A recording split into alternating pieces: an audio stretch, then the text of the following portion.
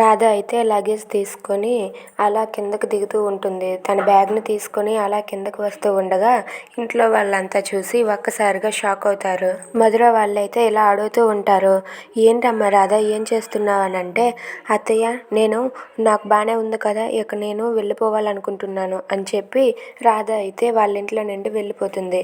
అది చూసి ఇంట్లో వాళ్ళంతా ఒక్కసారిగా షాక్ అవుతారు. ఇక రుక్మిణి అయితే చాలా హ్యాపీగా ఫీల్ అవుతుంది. నాకు కావాల్సింది కూడా అదే, వెళ్ళిపో అని చెప్పి అనుకుంటూ ఉంటుంది. ఇక కృష్ణ అలాగే శ్యామ్ వాళ్ళైతే ఏంటి రాధ వెళ్ళిపోతుందా, నిజంగానే వెళ్ళిపోతుందా అని చెప్పి షాక్ అవుతూ ఉంటారు. ఇక శ్యామ్ అయితే చాలా బాధపడిపోతూ ఏంటి రాధ నువ్వు వెళ్ళిపోతావా అని చెప్పి అనుకుంటూ ఉంటాడు. ఇక రాధ అలా వెళ్ళిపోతూ ఉంటే ఇంతలో తనకైతే కళ్ళు తిరిగినట్లుగా అనిపిస్తాయి. అయ్యో ఏంటి కళ్ళు తిరిగినట్లుగా ఉన్నదే అని చెప్పి ఇలా కూర్చుని పడిపోతుంది. అది చూసి కృష్ణ అయితే దగ్గరకు వెళ్ళి ఏమైందా అని చెప్పి రాధ చేయి పట్టుకొని చూస్తే మరి ఇంకేంటి రాధ అయితే ప్రెగ్నెంట్.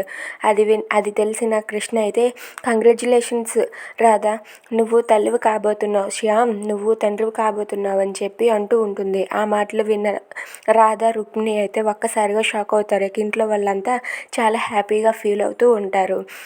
ఇక శ్యామ్ అయితే చాలా హ్యాపీగా ఫీల్ అవుతూ ఇలా అయితేనే కదా రాధ ఇంట్లో ఉంటుంది అని చెప్పి అనుకుంటూ. If you like this video, please like, share and subscribe. Thanks for watching.